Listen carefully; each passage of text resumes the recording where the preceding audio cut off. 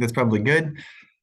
Good afternoon, everyone. Thank you for being here. My name is Tim Garrett, Associate Regional Planner with SANDAG.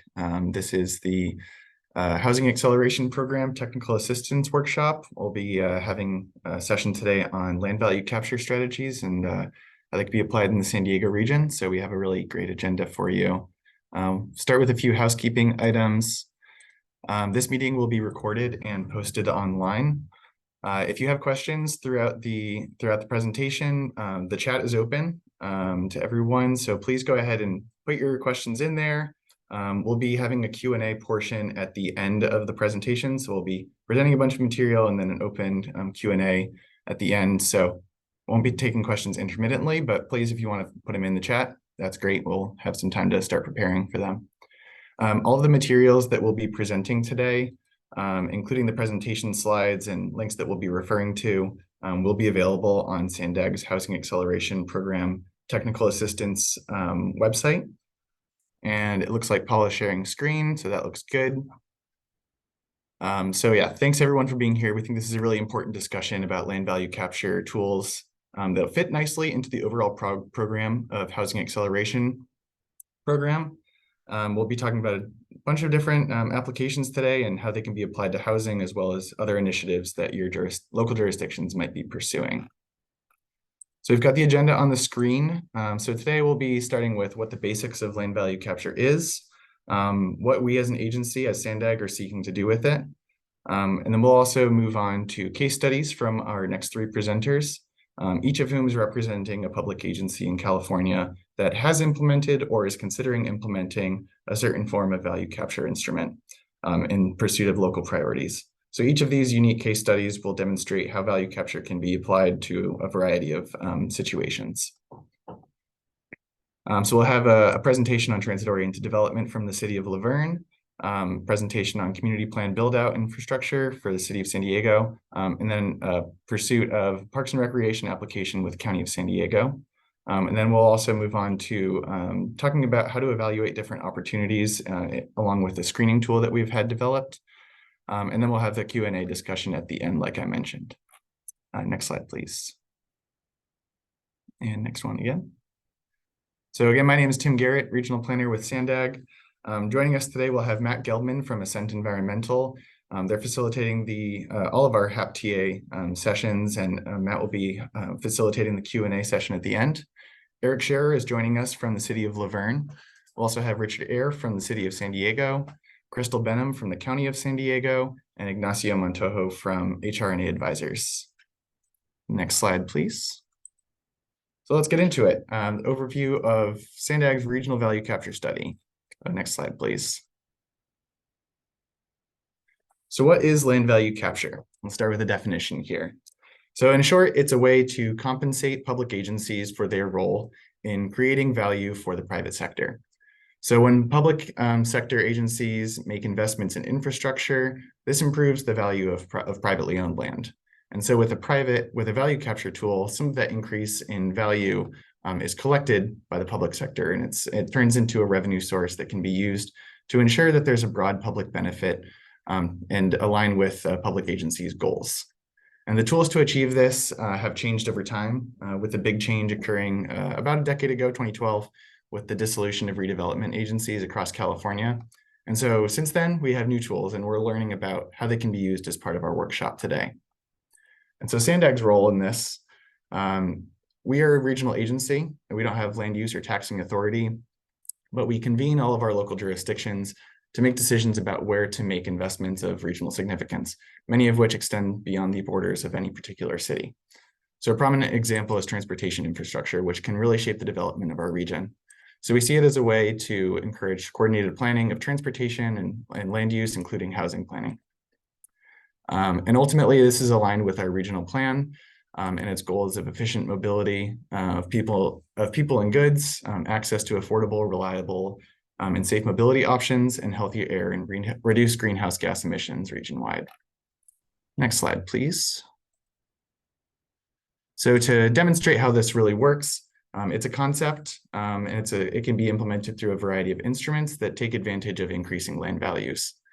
And so if we imagine a piece of vacant land, in an urban area, doesn't have any direct connections to roads or utilities, no development plans, has potential, but not a lot of value. But as public agencies, they lay down roads, they make plans for where the utilities are going to go.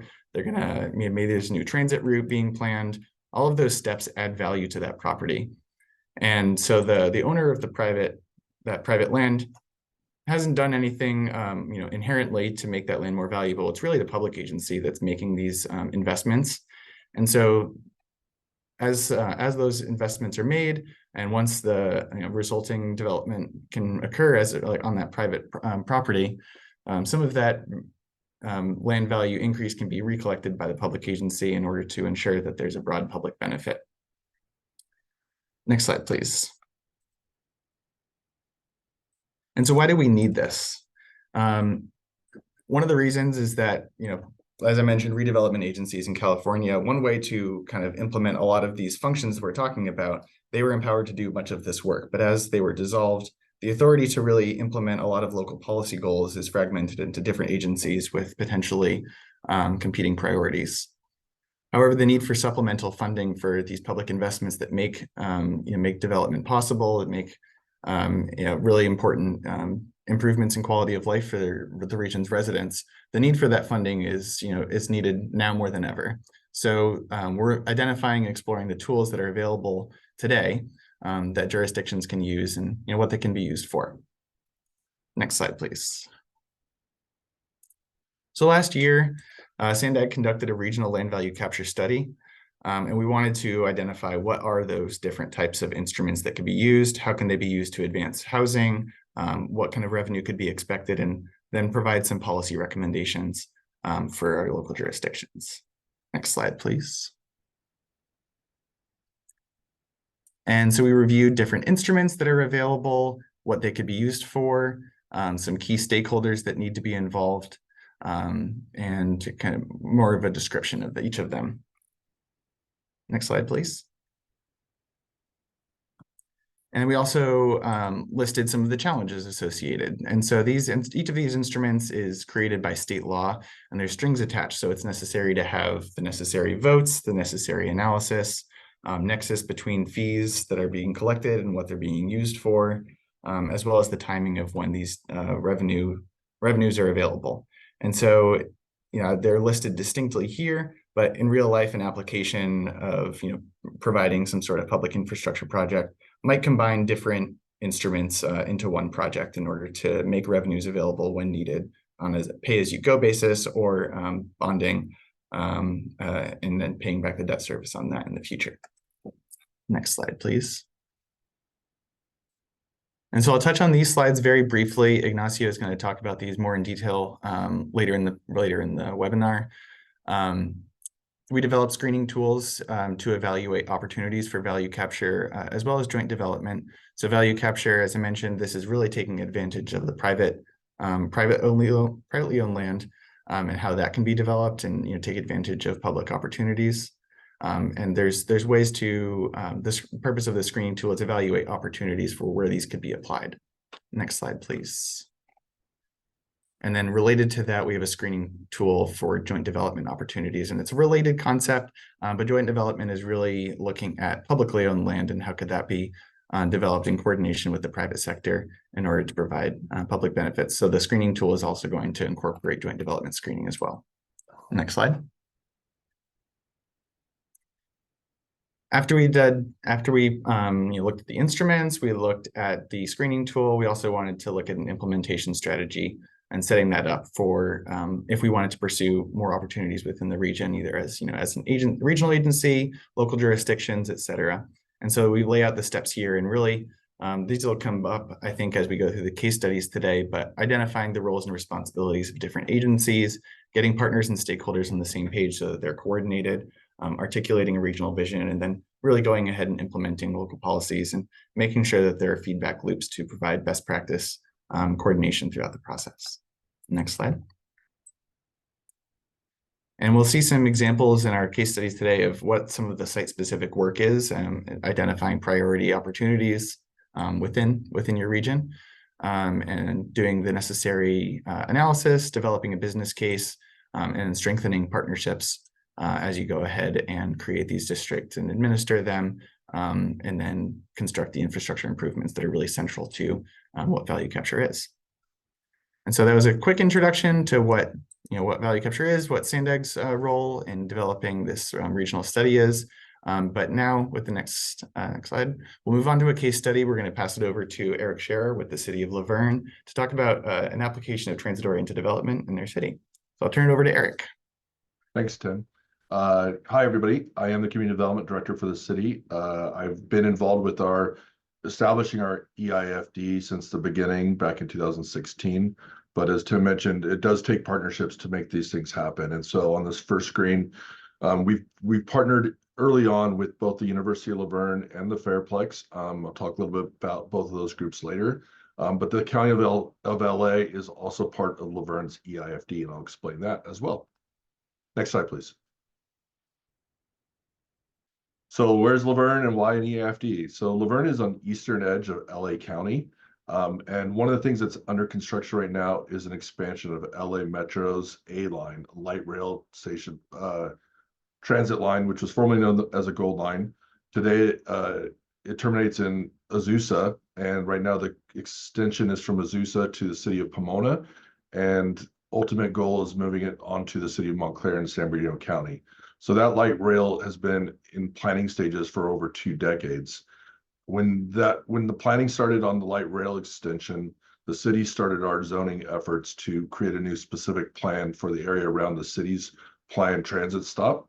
And that's the Old Town Libreng specific plan, where we rezoned industrial and light use type properties to high density mixed use permitted by right. This was well before the state had a lot of the mandates that now make these by right projects on their own.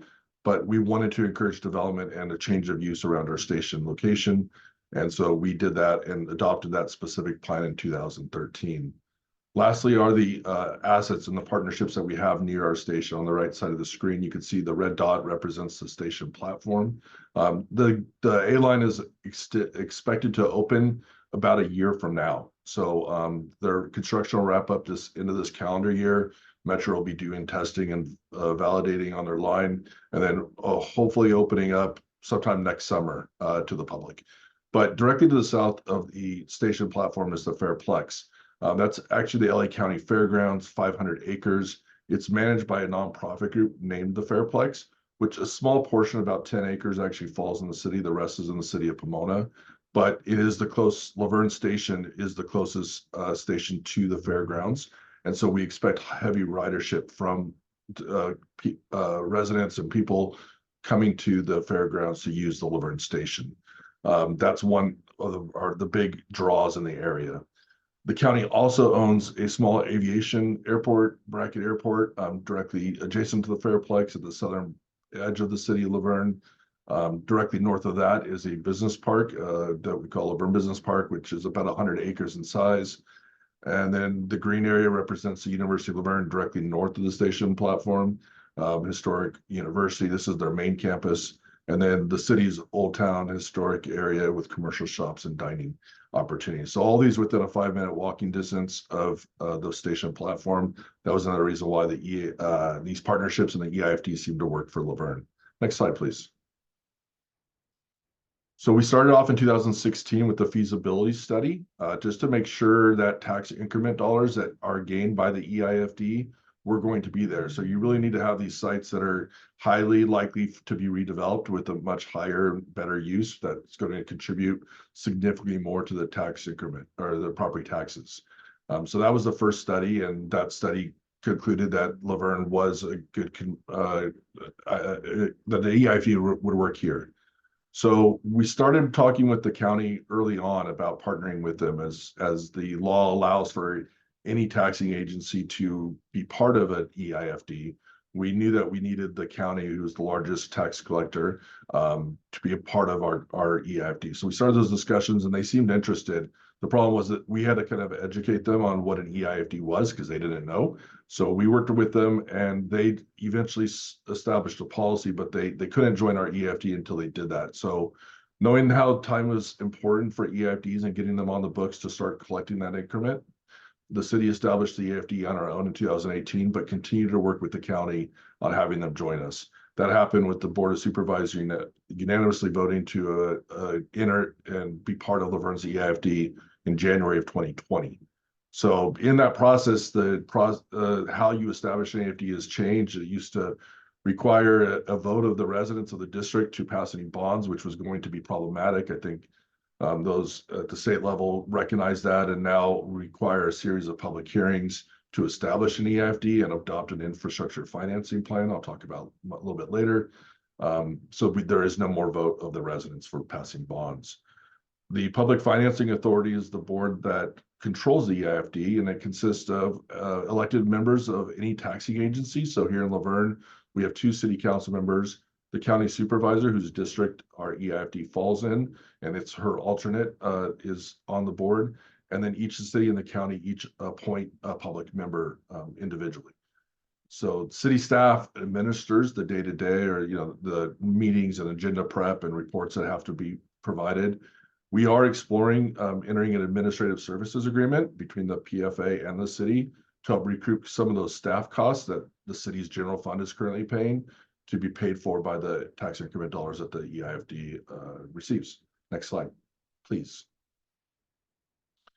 Laverne is a small town, roughly 33,000 people, 9 square miles. So our EIFD is also relatively small, about 110 acres. We're also a built out community. So you can see the yellow dot on this slide. It represents the station platform. That's the primary area where we focused and where the specific plan that was adopted really envisioned the redevelopment side. But further to the west is the largest undeveloped property left in Laverne. Currently, most of it currently owned by the University of Laverne, which if they used it for university purposes would have limited, if any, tax increment benefit to the district. But the university is now considering selling the property off to private development, which would then put it on the tax roll and be a significant contributor to our EIFD. So that's somewhat good news in that we expect some future funding from development of that site, but no entitlements have been issued yet for that. Next slide, please. The image at the top left is an aerial of, again, the same area that we showed near the station platform, which is on the left side of this image, and a parking lot for the fairgrounds and light industrial warehouse buildings, which we envision being redeveloped as shown in the image on the bottom right. That comes from our specific plan showing what we allow by right, permitted, very dense for a suburban city like Laverne.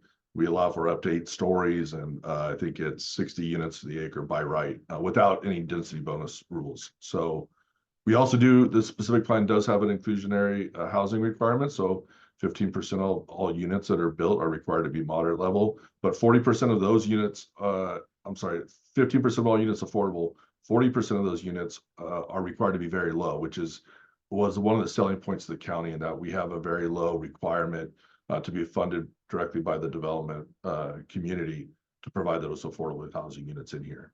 Next slide, please. Laverne is also unique in that we have a fairly high tax rate that we collect on the property tax at 18.5 cents per dollar.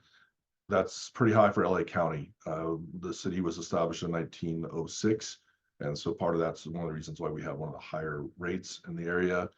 Our city council was fully on board with the EIFD concept, and they voted to contribute 100% of the tax increment within the district area to the EIFD.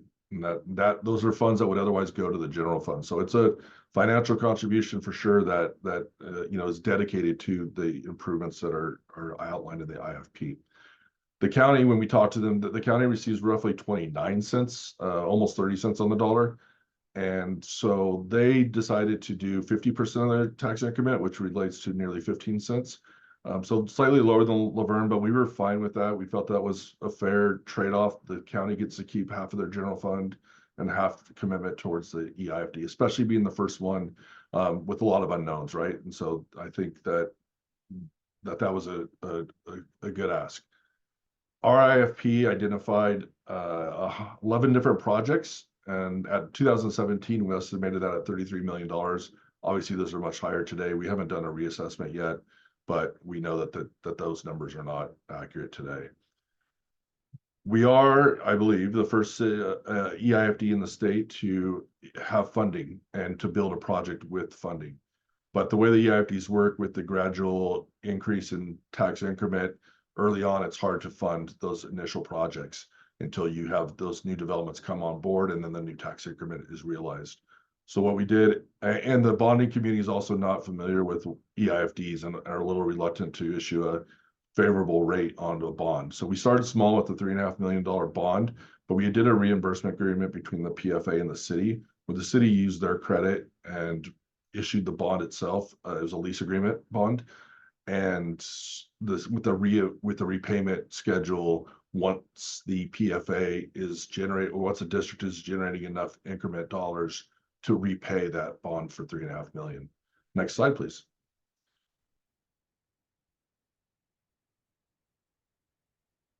Next slide, please. Thank you. The two projects that we've initiated is a pedestrian bridge linking the light rail station platform to the fairgrounds.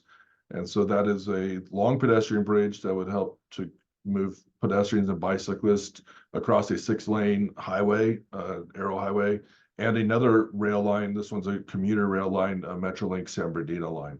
So we wanted to provide a safe and safe access from the platform to where we know one of the biggest draws is the fairgrounds.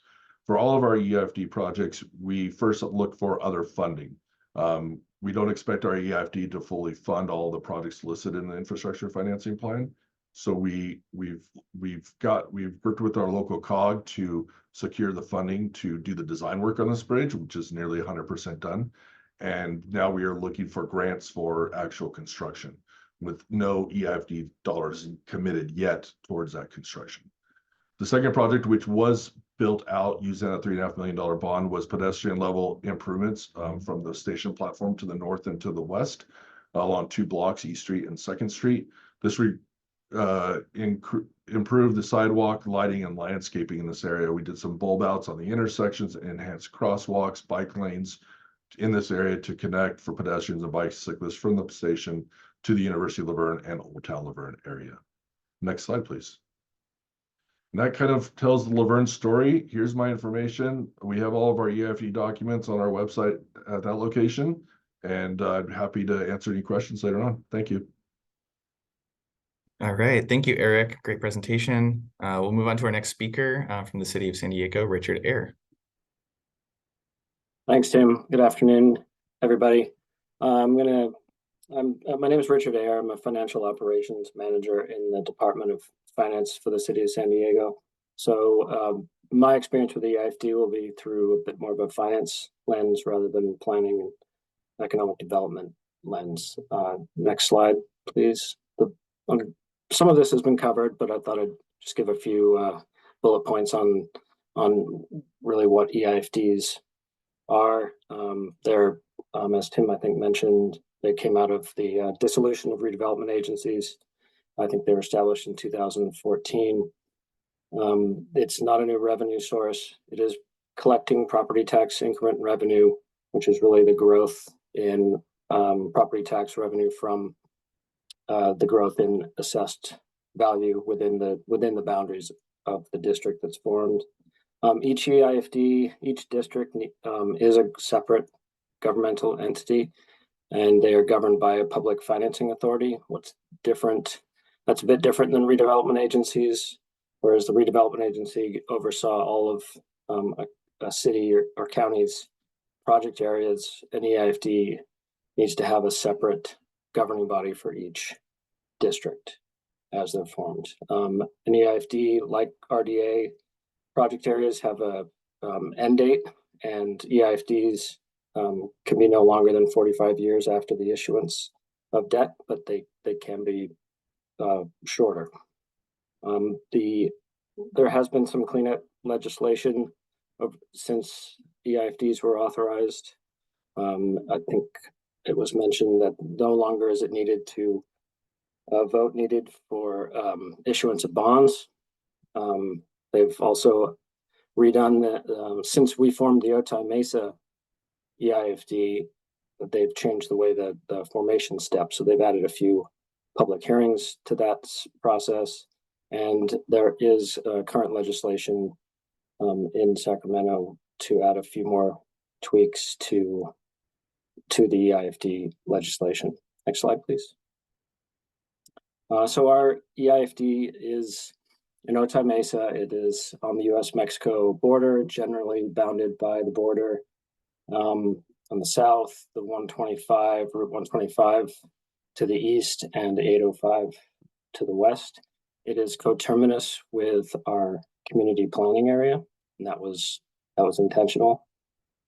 This quote is from our IFP. Essentially, this is the purpose of the Otay Mesa EIFD is to facilitate economic development and improve the quality of life of Otay Mesa residents through the accelerated provision of needed infrastructure within the City of San Diego Otay Mesa Community Plan area. Next slide, please. So why Otay Mesa? Basically, it is the largest undeveloped area within the city, so that has a potential for growth of AV and therefore tax increment. It's a very diverse area, combination of residential, commercial, and industrial properties. It also, through the Public Facilities Financing Plan, which was updated in 2014, which wasn't long before we started the formation process, the PFFP identified a pretty sizable funding gap for the list of projects, the wish list of CIP that needed to occur there. So it seemed to make good sense to form an EIFD. Obviously, there's 2 large residential villages that have been planned. That's also another indicator of a good opportunity for TI growth. And even though the county didn't participate, the city went ahead as the sole participating tax sharing entity in Otay because it would essentially provide a dedicated revenue stream for projects in Otay and sort of protect against maybe future councils steering, prioritizing projects elsewhere in the city. This would keep that priority in Otay for the growth to occur there. Next slide, please. This is the breakdown of the types of projects that is in our IFP. And we have about, I think, 4 or 5 pages worth of projects, about $1.2 billion worth of projects, 75% of which are transportation related. This is really the goal, is to move people and goods more seamlessly through the Otay Mesa areas, considering those 2 border crossings down there. Next slide, please. So the objectives of the Otay, and each EIFD is different. This is fairly different from Laverne's EIFD. This is really, it was established to complement a supplemental and provide a supplemental funding source for existing city CIP. So once that funding was dedicated to these projects in Otay, that would help elevate them in the priority scoring. The board does approve and recommends which funds and which projects will be funded first in accordance with the existing PFFP. And the funds, of course, can be used on a pay-go basis, which is what we've been doing for the last few years. And they can also be leveraged to issue bonds. We haven't issued any bonds yet, waiting for sort of a critical mass of projects to exist, but the funding, the increment that we've been producing in Otay has been enough to fund the projects that need it so far. Next slide, please. This is from the infrastructure financing plan. This was our projected tax increment. The district was formed in 2017, and we've been more or less close to these revenue projections. You can see that the EIFD is not a seed source of revenue for projects. It starts off slow and grows over time. We initially expected less than $1 million a year, which for a 9,000 acre project area is pretty small. We're up to about 5 or 6 million right now. I think the last one was between 5 and 6 million, and we project the annual revenue to increase to 42 million a year by the 45th year. We have a cap. We set a cap of just over $1 billion over the life, and these are some of the projected use of bonds would leverage to produce an additional 155 million in bond proceeds, coupled with 600 or so million of pay-go. So we'd have about $750 million of revenue towards the $1 billion worth of projects. Those were in 2014 dollars. So obviously the cost of projects will have grown quite a bit since 2014. Next slide, please. So just some takeaways, me personally, since I was involved with the team that formed the OTAI EIFD back in 2016-17. And since we've been, our department, debt management within Department of Finance, is responsible for the administrative duties of the EIFD. The administrative costs can add up. We don't have multiple EIFDs, but since if there were multiple, you have different governing bodies to maintain and make sure everything's running smoothly. There's a lot of annual reporting requirements with the EIFDs, annual reports, financial audits, all have to be done every year. And then once you issue bonds, there's a few more reporting requirements as well. The purpose and uses of the EIFDs, as I mentioned, it can differ pretty widely. The OTAI is sort of a largely publicly driven council member, championed it, mayor as well. And that was sort of the deciding factor of going forward with the OTAI Mesa EIFD, since there was a large funding gap for these projects that were already city CIP. That's compared to, say, a large private development that would get political support. Well, it could also benefit from an EIFD. So we're getting a lot of requests within the city to form, several EIFDs to support projects. I would say it's important to size the commitment because it's not a new revenue stream, and it's revenue that otherwise would go to the general fund. It's probably important to size the EIFD and the percentage allocation of the city and or county that's participating to meet the needs, but and because of the EIFD bond and credit considerations, where to bond against those revenues, it's not a general fund or general credit. It is, they do require coverage ratios and reserves, which really ties up quite a bit more revenue than you otherwise would need to do if you're doing, say, in our case, we issue lease revenue bonds backed by the general fund, which don't require reserves, don't require coverage ratios. So I just go into that eyes wide open as well.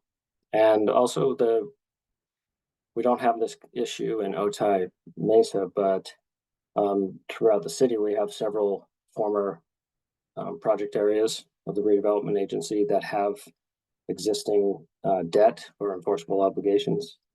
And that must be calculated if you're overlapping an EIFD on top of a former RDA project area. The law does allow you to do that, but it makes the revenue projections a little bit more complicated.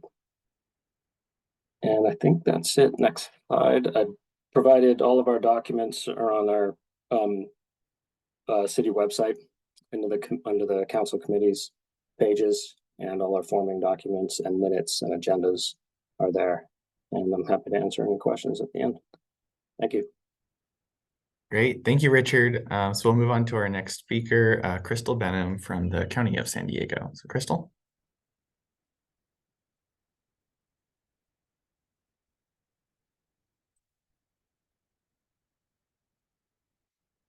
Oh, Crystal, I'm not hearing you.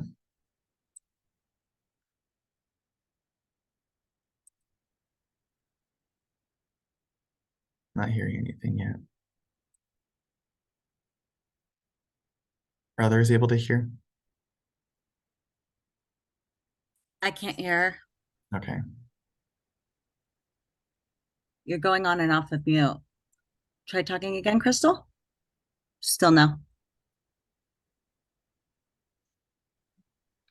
How about now? Oh, yeah, we can hear you. Good. Okay, that's so strange. It was working earlier. Okay, sorry about that. So I was saying my name's Crystal Benham. I'm with the County Parks Department, and I'm here to talk to you about an EIFD. It's a little bit different than the last two you heard about because we're still very actively working on it. So a little bit different information, but hopefully it's still helpful. Next slide, please. So a little bit of background about the project that we're working on. So the EIFD we're setting up is to fund the San Diego River Park. So the vision for this project is to create a contiguous trail that goes all the way from the headwaters of the San Diego River in Julian down to Ocean Beach through a contiguous trail all along that area. And then intermixed within the trail, there'd be green spaces, areas for habitat restoration, and then also active parkland if appropriate as well. Next slide, please. So a little bit of background, this project has been in play for quite a long time, for over 20 years.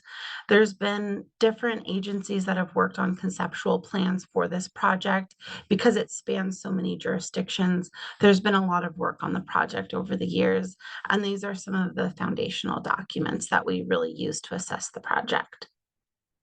Next slide. So a little bit of history of how we got to where we are now. So in March of 2021, one of our supervisors really took an interest in this project and convened a task force. And so the purpose of the task force was to work with the different agencies and representatives that had been involved in the project over this 20-year period. And really they were looking to identify, in a nutshell, why the project hadn't happened. What were the main issues, and then what were the opportunities to overcome those issues and make the project a reality. And really what they came up with is that there was no dedicated funding given to this project. All the jurisdictions had put in work towards especially building out the trail over the years, but not through a dedicated funding source. So in November of that same year, our board gave us direction to do a study that would look at exactly that, what the funding options could be to fund this project specifically. We did that study, and in September 22 went back to our board with those options, and the preferred staff option was to pursue an enhanced infrastructure financing district in partnership with the city of San Diego, and we are working very closely together with the city of San Diego on this project. So since then, since we received the board direction, we secured a consultant to do the work, which took more time than I'd like to admit, probably why there's such a big delay between September 2022 and now. But we're working really actively with our consultant and with the city on this project. Next slide, please. So this just shows the overall backbone of the trail and where we're planning to implement the trail, as well as you can see here the different jurisdictions that it crosses over. So the green areas are where the trail's already been built, and the yellow areas are gap areas. So you can see, again, most of the upper watershed reaches, the headwaters, is where we in our county jurisdiction have a lot of the gaps. So overall, about 55 miles of the trail have been built out of the 130 that we need for the project. And then out of that, another 5 miles is in play already. So a lot of the trails have come in through conditioning of private development projects, and that's where those additional 5 miles are coming in as well. So our gap area for the trail is about 75 miles. And so for our study that I mentioned, where we looked at the different funding options, that's the number that we were using to project the cost for how much it would take to complete the project. Next slide, please. So in our study, we also looked at the trail and how it would look throughout the different areas. So on the left, you see, more of a natural trail tread. This is what we would expect to see, especially in those upper reaches where we have more of our preserved lands, a naturalized trail, versus in the city areas, we'll likely have a lot more hardscape trails, and then also larger infrastructure components like bridges to get across the river at various points. And so when we did our financial assessment, we were looking at factors like this about where the trail gaps were and what types of trails we would need in those different areas. Next slide, please. So this is a summary of the analysis that we did, and we were really looking at the different types of funding we would need, what it would be for, and how much we would need. And so really a bulk of it is going to actually be to acquire land or easements, because again, in those upper stretches of the watershed particularly, that's not on county land largely, it's over private land. And so we'll need to either acquire the property or get trail easements to put the trail in those areas. There will also be quite a bit for actual development and construction, and then there will be a need for O&M as well. But, all in all, we're basically looking at about $700 million that we're trying to fund with EAFD. Next slide, please. So this is just a summary really of the different options that we looked at, and I can provide the information if anyone's interested, especially a link to the study that we completed. It's on our website and it really goes into the details of all this. But really what we were looking at for the different funding options was, one, could the different options generate enough revenue to get us to that $700 million value we're looking at? Would it be possible to fund maintenance of the trail as well, since that's a big part of the cost? And then also, what would the cost be to actually implement this funding mechanism? Basically, how feasible was it to do? And that's where we really landed on the EIFD, because we could generate the money that we needed, and also we felt that it was feasible within a reasonable time period. Next slide, please. So it's been mentioned before, the different components, the PFA and the IFP, but we're working, like I mentioned, with the city of San Diego on this. For the Public Financing Authority, it'll include both members of our board as well as the city, and then also members of the public. And we'll also be working together on the infrastructure financing plan. But a lot of that work has been done for us already as a result of the study that I mentioned already. It did a lot of that work of how much funding we would need and what the funding would need to be spent on. Next slide, please. So this is our overall schedule for the project. And so I'll just say kind of overall, we're backing into a date of June of 2025, because we need to have everything completed by June of 2025 to realize the fiscal year 24-25 tax base. So that's really what's driving this schedule and getting to that June 2025 date. So right now, like I mentioned, we're really working behind the scenes and working with the city on various aspects of the project, but we will be going to the board later this year. So we'll need 2 different board hearings. We're projecting them to be in September and October of this year. The first one is to establish our Public Financing Authority, and then the second one is to appoint the members to the Public Financing Authority. And then from there, our Public Financing Authority can start to meet. So we're projecting that they'll meet November, December, January, and then we'll need to take this back to both the City Council as well as the County Board of Supervisors to approve the infrastructure financing plan, and then one more meeting of the Public Financing Authority to approve the IFP and formally adopt their resolution of formation. Next slide, please. So I hope this is interesting to some of you and that you'll continue to be involved. And like I mentioned, we're really kind of at the early stages of the project, so there's a lot of opportunity to get involved. The QR code here will take you to that link that you also see on the website. It's our Engage San Diego page for this project specifically. We also have an email list that you can email if you want to be added to the distribution list, and then that way you'll receive updates and information about the project. And then our public financing authority. So like I mentioned, so we're going to have 7 members total. So it'll be 2 members of the city council, 2 members of the county board, and then 3 members of the public. We currently have an opening for the public financing authority for those public members. We are accepting applications. If you go to that website, you can apply to be on the public financing authority, and that will be open through the end of June, where we'll be looking at applications. And I see there's a hand up, and that's perfect timing because that's all I have. So yeah, happy to take your questions. Yeah, thank you for the explanation. I have just a question concerning not just the trail, but for example, behind or the south part of Fashion Valley Mall, the river goes through a part there which is very deteriorated. You know, there's concrete blocks that I imagine the city at one point through there and pipes.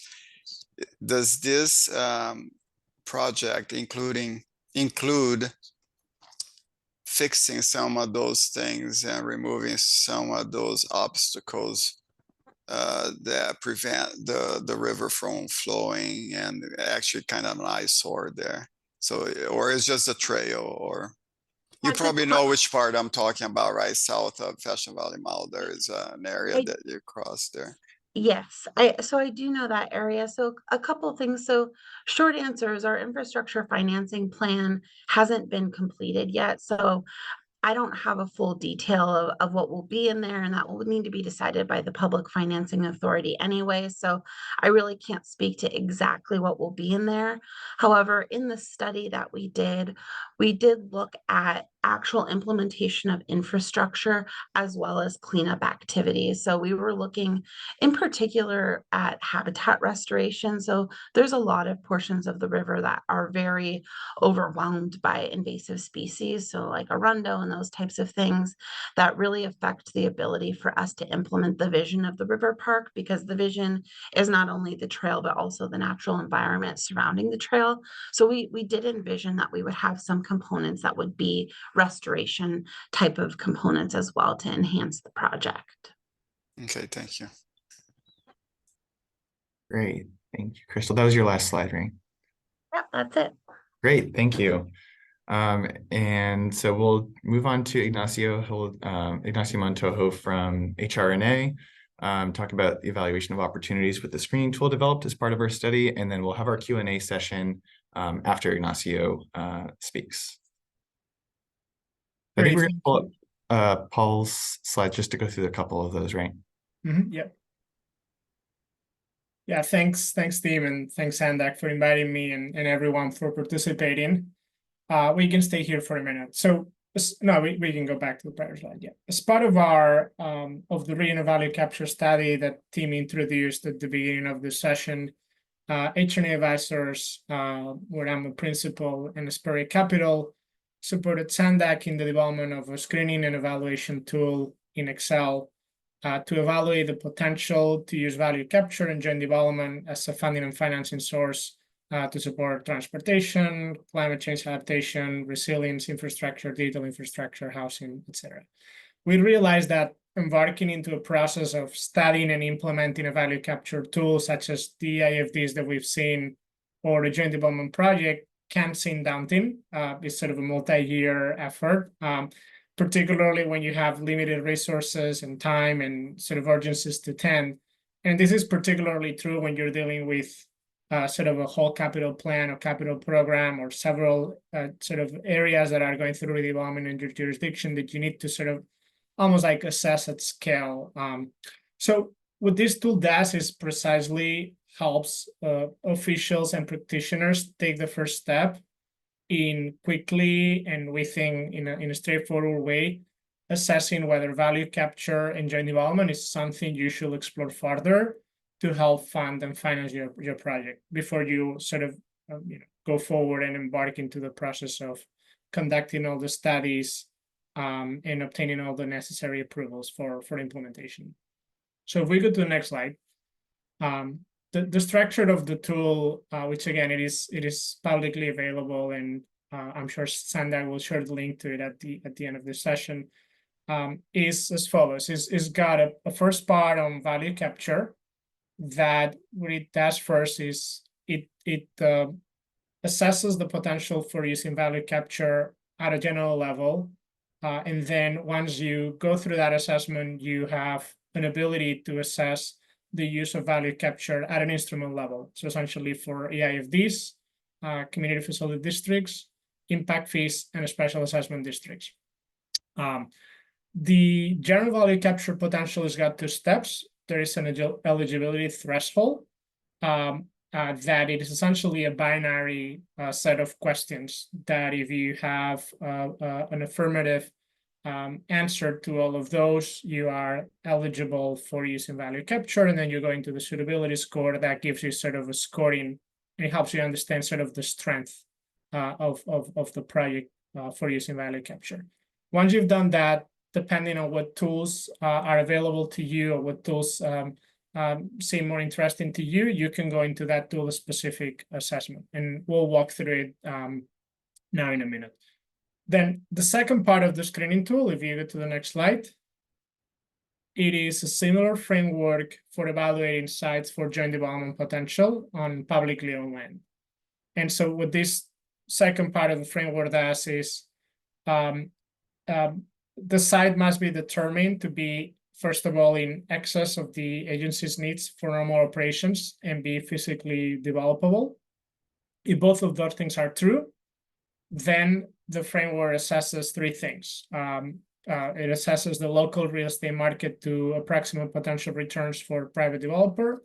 Second, potential constraints or delays to development to approximate timing of the development. And third, potential roadblocks in implementing the joint development, factoring agency goals, procurement rules, community sentiment, etc. So now I'm going to go ahead and share my screen, and you'll be able to get a snapshot of the tool. So again, the tool was designed to be user-friendly and approachable. So if you have sort of a minimum understanding of how to use Excel, it is a relatively easy tool to use. The first sheet is the general value capture potential evaluation, that, as I described, is got two main sections. It's got a first section which is on eligibility threshold criteria, and it's essentially asking you three questions, and it's providing you the why that question is important, some metrics to help you answer the question, some notes on required analysis. And again, the degree of analysis, if you have more resources and ability to conduct analysis in-house or consultants on call that you can use to answer some of these questions, that's great. But the tool is also designed to be able to answer without overly complicated or complex analysis. So you go through those, which are there planned or existing infrastructure projects that may trigger increases in land or property value in the project area? Is the project area developable in the near term? Is development of the project area aligned with municipal jurisdiction goals? If the answer to those three is yes, then at a sort of general level, your project will be suitable or eligible for value capture, and you go into the suitability score section that it deals with three areas of suitability. The first area is around market viability and market strength, demand for development in the project area, essentially. The second set of criteria, it is around development viability. So are there available sites for development in the project area? Is current zoning aligned with market demand, with the type of uses and densities that the market demands here? And then you have some questions, some criteria around the ease of implementation. So based on, again, you're given sort of a rationale for why that aspect of criteria is relevant, some metrics for guidance on your own evaluation, notes on potential required analysis, and then some guidance on how to score, whether to give it a 0, a 1, or a partial fulfillment. So based on how you populate the score column G, you get a total score of suitability, and this is again at a general level. Then once you establish your 1, eligibility, and 2, suitability for using value capture for a project or in a given area, you can go into the next 4 tabs that help you understand that eligibility and suitability at the instrument level. So the second tab does that for EIFDs, third tab for SADs, third one for CFDs, and the fourth one for impact fees. And the reason why these are different is because these 4 instruments are built upon sort of the same principles of value capture, but the mechanics of each instrument are obviously different. The way they function are different, and they also have sort of different profiles of revenues. So we can go through maybe one of these, maybe EIFD, because we've been talking about it during this session today. Similar to the general evaluation, the instrument-specific evaluation has got 2 steps. It's got an eligibility threshold step, and then it's got a suitability score. So in the case of EIFD, the eligibility score looks for things such as does the tax increment financing district, and we call it tax increment financing because you may be aware that EIFD is a form of tax increment, and there are also community climate resilient districts and CREAs as well that function similar to EIFDs that are considered types of tax increment financing tools. So does the tax increment financing district, or the EIFD district in this case, align with the city or county EIFD or tax increment financing policy? Is there likely to be a fiscal net benefit to contributing entities? Again, cities and counties basically. Do the intended use of the revenues comply with the limitations of state statutes of the type of infrastructure that can be funded? Is publicly buying likely, such as there won't be a majority protest during the protest hearing, right? If you have a favorable response to those 4 questions, you move into the suitability score. That again is a little bit more to measure the strength. It is sort of the first section is binary, is whether you should or should not explore TIF or EIFD further. The suitability is to give you a sense of strength or potential. And so the 3 blocks around suitability are dealing with the magnitude of the revenue that could be generated through incremental tax. There are 2 questions there.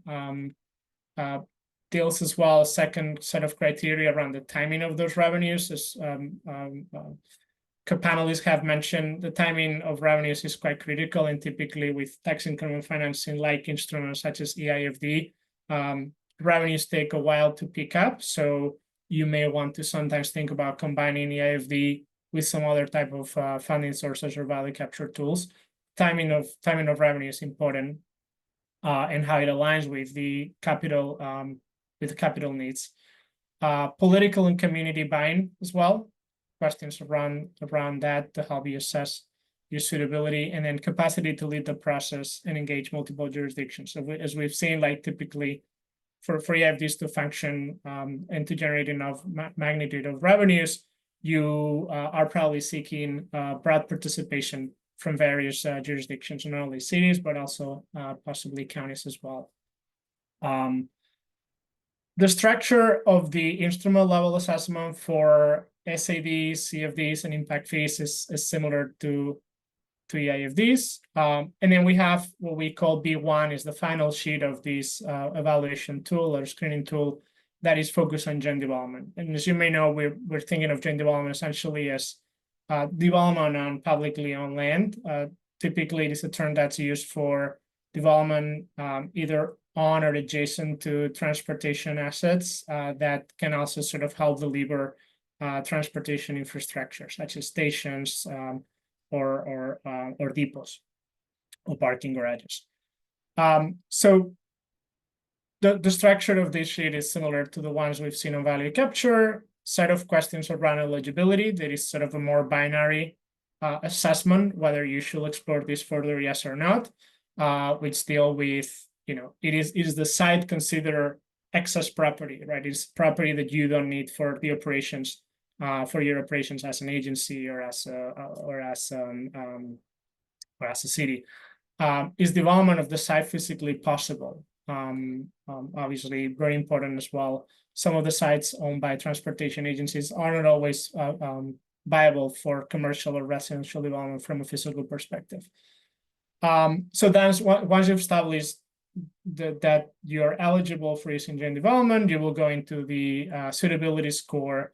That again, it is more sort of to measure the strength of doing joint development on the sites that you're evaluating. And the categories of evaluation are, again, around real estate market viability. Is there demand for new development in this area?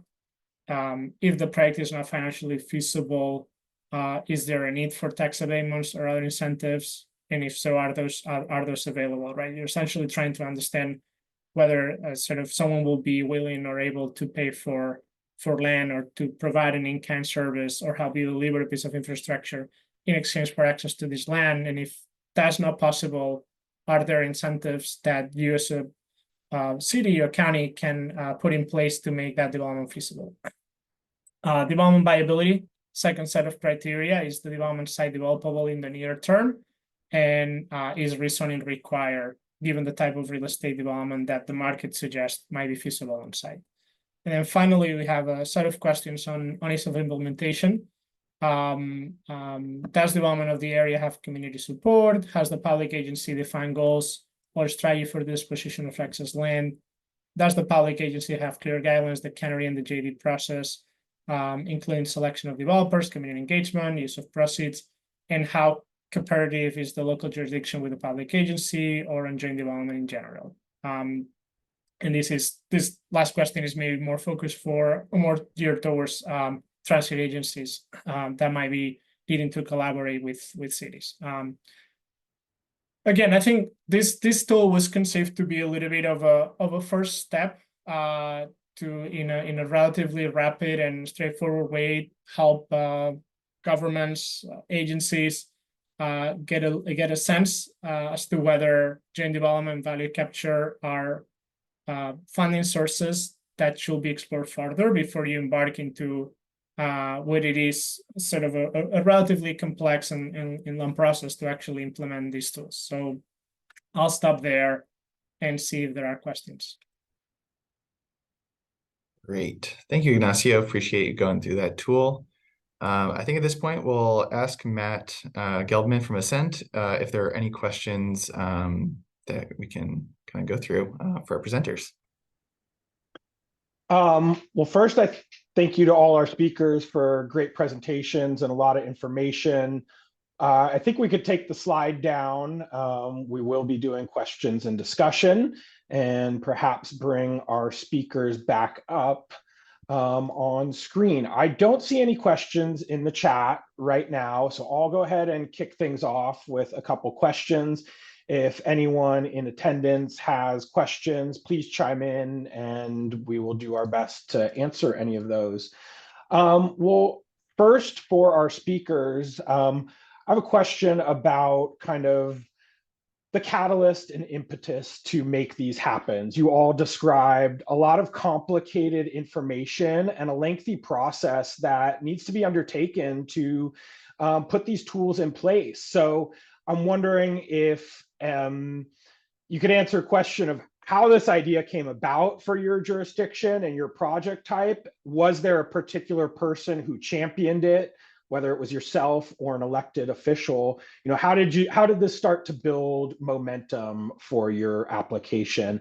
And maybe we could just go in speaking order and start with you, Eric, and see how this got moving for Laverne. Honestly, our city manager at the time had learned about it at a LA County SCAG workshop, and the presenter was Cosmont Financial Services. They were kind of at the forefront of trying to understand why not a lot of agencies were even exploring it, and knowing what they knew about Laverne, and like I mentioned, the extension of the metro line, they kind of said, we think that you're a good candidate. And so our city manager was interested, especially with the redevelopment agency's dissolution, looking for those funding tools to help do those infrastructure projects and see development come online faster. So it was really kind of through our SCAG's workshops, really. Great. Thank you. And Richard, I don't know if you're able to speak about the Otay Mesa EIFD and kind of what initiated that. Yeah, I think I don't know all the behind the scenes decision making, but it was really between the impetus was driven by a council member whose district the EIFD is in Otay, as well as the mayor's office at the time. Given the funding gap in the facilities financing plan for all of the projects needed down there, it needed a dedicated revenue stream, and it just made sense at the time to do that. Thank you, Richard. And how about you, Crystal? How did things get started with your project for both the city and the county? Yeah, so like I had mentioned, one of our supervisors convened a task force to really look at the project in all. And I didn't mention, but the city council member who's been the biggest champion was also a part of that task force. So I think that was really helpful as well, that we had both jurisdictions and elected officials very interested. And then also there was just a lot of public interest as well for this project. So over the years, recently, we've added a couple of trail segments and some preserve area along the trail, and we've gotten really heavy public support when we did those projects. So I think that also contributed to the interest from the elected officials. Yeah, and I'll kind of stick with you for a second because you've got work going on between two agencies, the county and the city. And Eric, you're in a similar situation. But as you all described, kind of the financial mechanisms are complicated or even more complicated with multiple agencies involved, as well as the governance and administration.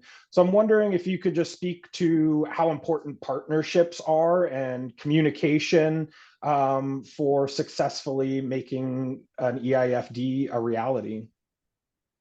Yeah, it's a great question. So I think the first thing is we've had really broad support from our entire elected officials on both sides. So like I had mentioned, when we received direction from our entire board to pursue the EIFD, that was in September of 2022. The city council also took action as well to work with the county on our EIFD. So I think just as a starting point, having that very broad political support for both of our agencies has certainly helped and provide the direction. And then, I've just found it really easy, our coordination with the city. We have regular meetings. We're working really well together to move through the process. But I do think receiving that initial direction was very helpful for both agencies. And I want to go to Eric next because you had even more partners in your EIFD. But Crystal, we do have a question about the San Diego River Park and the project extent. So if you could describe that for us, please, again. Sure. So I don't have a formal boundary set. We're actually working on that as part of the analysis. But what we started with is the river corridor, so the entire span of the river where the trail is planned to be, and then a half-mile buffer on both sides of that trail. So a mile basically around that river area is where we're looking to start. And I have one other question for you, Crystal. Sorry to pepper you with a few right here. But I'm wondering if you could describe kind of the relationship between the EIFD and the San Diego River Park Foundation, both in terms of a working relationship and perhaps how to prioritize projects and responsibilities. Yeah, so a couple of different things. So like I had mentioned, several of the different agencies have done studies about this project. So the River Park Foundation and then also the River Park Conservancy, which is a separate government agency, they've both done analyses about essentially where the trail should be, where the gaps are, those types of things, so that how we realize the vision. The San Diego River Park Foundation was part of that initial task force, and they've already been very involved in our project, as has that conservancy. They're major players and stakeholders in this effort, and I think they will continue to be. I think that they will be interested. I think groups like that, types of NGOs that are really interested in the project would also be a really good fit potentially to serve on our PFA, because we're really looking for people that are interested in the project itself and realizing the vision of the project. So I'm hopeful we'll get those types of people wanting to be part of the PFA. Thank you, Crystal. And Eric, back over to you. I'm wondering if you could just elaborate. I know you touched on it, but just kind of how important are partnerships between different agencies when they're involved in your EIFD? How's that contributed to your success so far? Yeah, definitely. So the University of Laverne and the Fairplex were actually part of the process and established in a specific plan between 2003 and 2013. So they shared the same vision that the city had in terms of the development of the area near the future station platform. So once we started talking about EIFDs, they also were interested in that as major landholders in the general area. They partnered with us on the feasibility study to see if it was actually right for Laverne. And once we found out it was, they were full support, sending letters of support to county staff and supervisors through the process. But the partnership with the county was, later down the road. And that also worked because we had good people in the CEO's office that understood the vision and understood how the mechanisms worked after a little bit of research and education. And they were proponents, and the city manager myself met with each supervisor's staff individually to walk through any concerns they might have had. And that's how we end up getting full support from the supervisor, I think. And so I get calls from agencies up and down the state, wondering how EIFDs work and picking my brain. And one of the first pieces of advice I give them is to start with your county CEO's office, to have those discussions early on, make those connections, because that's going to make the process a lot easier through at the end. Thank you, Eric. I'm going to go back to the chat and maybe turn to you, Ignacio, for a couple of technical questions. The first is, when would it be appropriate to do an EIFD versus a CFD or special assessment? And then the second, how does Mello-Roos fit into this financing scheme?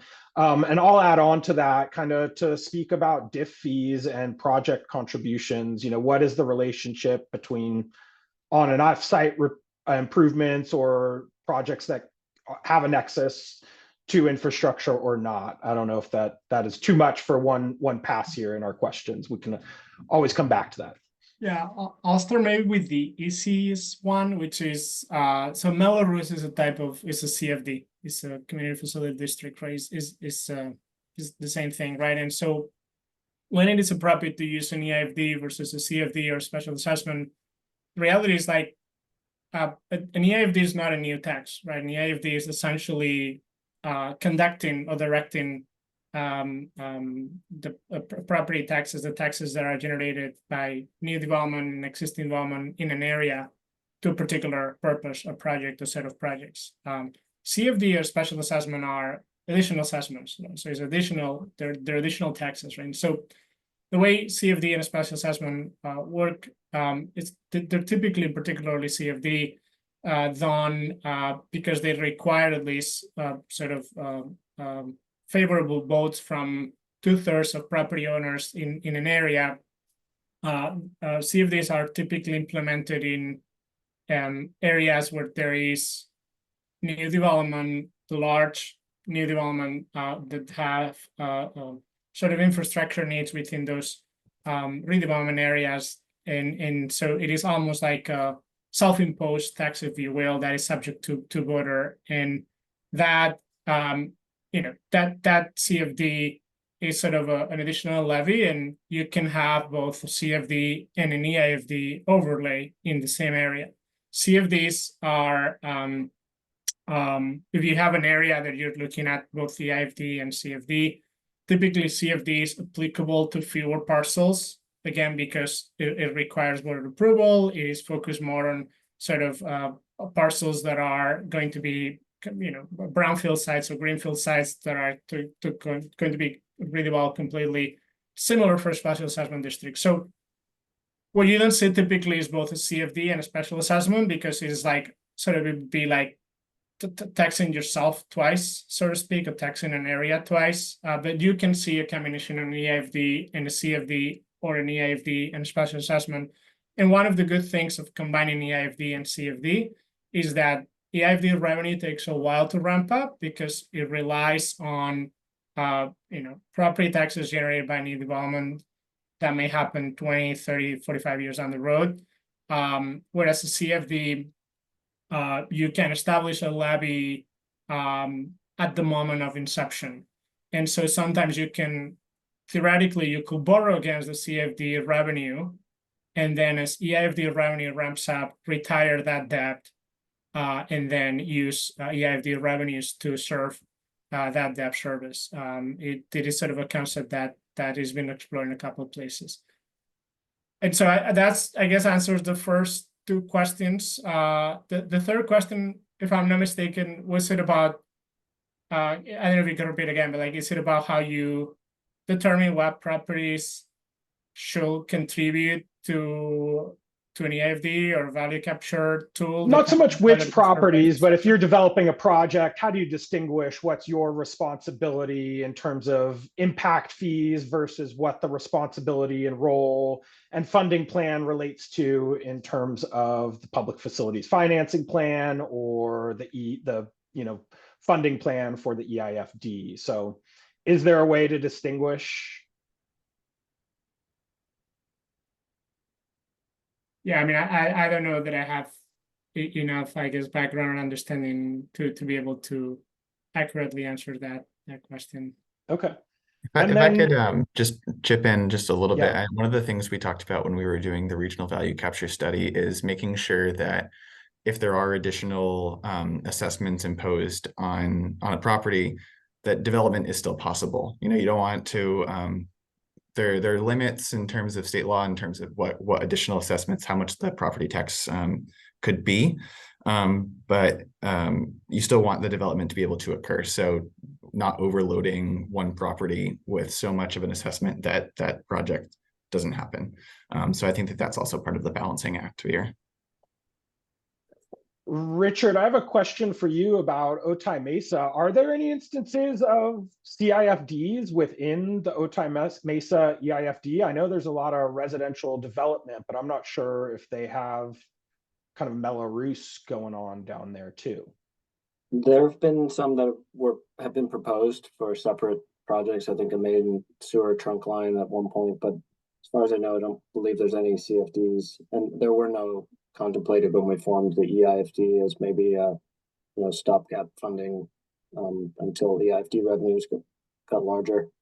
So the answer is generally no. Yeah.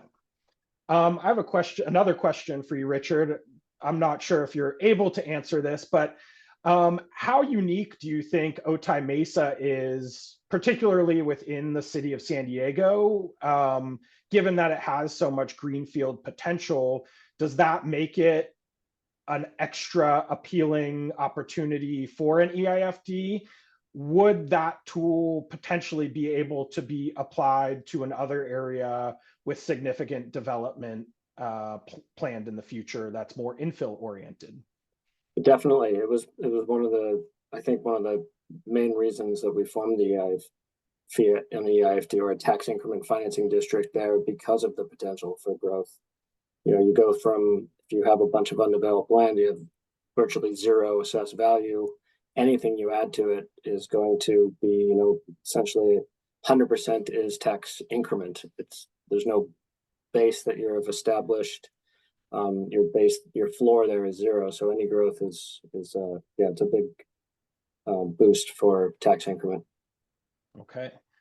I do see a couple comments in the chat. Brian, I don't know if you have a comment as well, but let's start with the chat. Cameron has a couple questions about the project boundary. Crystal, you may have seen those, but I think he has a couple other questions related to the structure of the tools themselves. So Ignacio just responded to one of them about the maximum time. And then the other one is, can finance districts be used to accept and apply private funding, such as developer contributions for community benefit agreements or grants or something like that? Can they receive other funding?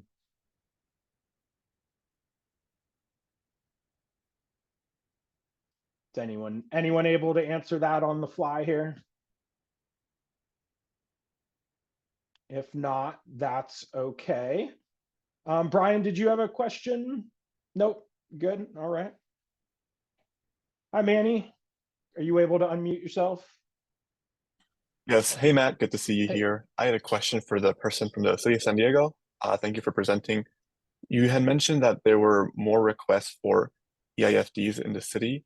I was curious about like what is their long-term vision for those EIFDs? Is it to build more capital projects like in the Otay Mesa area? Is it to supply a specific project like the Midway Rising area? Like what are those people requesting the EIFDs envisioning for them? Yeah, the one that is publicly available is the Midway. They're proposing, I think all the proposals we received when we did the RFP for that development included an EIFD in some form or another. And yeah, it's essentially seen as another revenue source for putting in, the priority goals of the city are affordable housing, affordable housing, affordable housing. So a lot of the current projects expected to be use an EIFD to supplement funding will include some form of affordable housing. Thank you. And they're all over the city. They're not just down in Otay Mesa, Midway. There's several all around the city.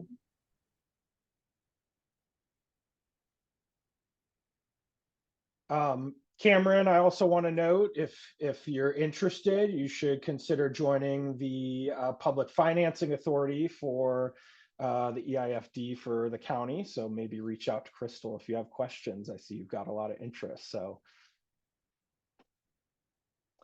any other questions in the chat or comments?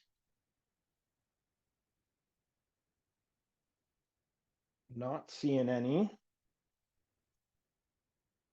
I think I've exhausted my list of questions as well for today. Right. Just a minute for questions, a couple more seconds, a last call. But not seeing any.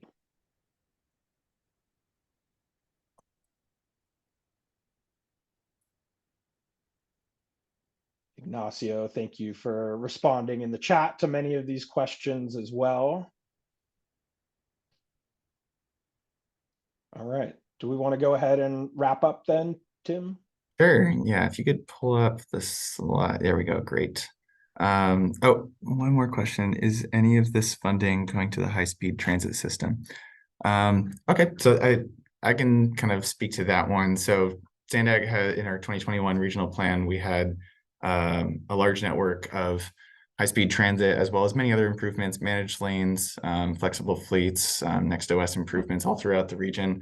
And so SANDAG has this, this plan included as part of implementing that is a variety of funding sources.